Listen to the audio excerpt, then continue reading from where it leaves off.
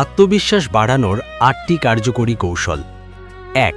কোনো রুমে প্রবেশ করার সময় ফোনে ব্যস্ত থাকবেন না। এতে আপনাকে মানসিকভাবে উপস্থিত এবং আত্মবিশ্বাসী মনে হয়। ২. আলাপচারিতার মাঝে কোনো অস্বস্তিকর নীরবতা তৈরি হলে তা কাটাতে আপনিই প্রথম কথা বলা শুরু করুন। ৩. অন্য সব কিছুর আগে নিজেকে গুরুত্ব দিন। নিজের প্রয়োজনকে প্রাধান্য দেওয়া মানেই স্বার্থপরতা নয়, বরং এটি আত্মমর্যাদার পরিচয়। ৪. কথা বলার সময় হাত ব্যবহার করুন, হ্যান্ড জেস্টার্স।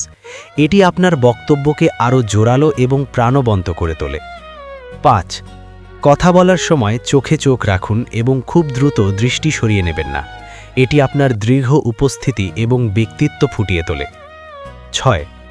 আপনার স্বাভাবিক গতির চেয়ে কিছুটা ধীর লয়ে কথা বলার চেষ্টা করুন। দ্রুত কথা বলা অস্থিরতা প্রকাশ করে, আর ধীর স্থির কথা বলা আপনার নিশ্চয়তা প্রমাণ করে। ৭.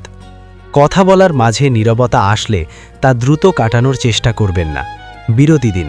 আত্মবিশ্বাস মানে শান্ত থাকা, তাড়াহুড়ো করা নয়। ৮. এমনভাবে পোশাক পরুন যাতে নিজের প্রতি নিজের সম্মান বজায় থাকে। এমনকি আপনার সামনে কেউ না থাকলেও নিজের পরিপাটি থাকাটা জরুরি। প্রতিনিয়ত মোটিভেশন ভিডিও পেতে মধ্যবিত্ত লেখক পেজটি ফলো করুন।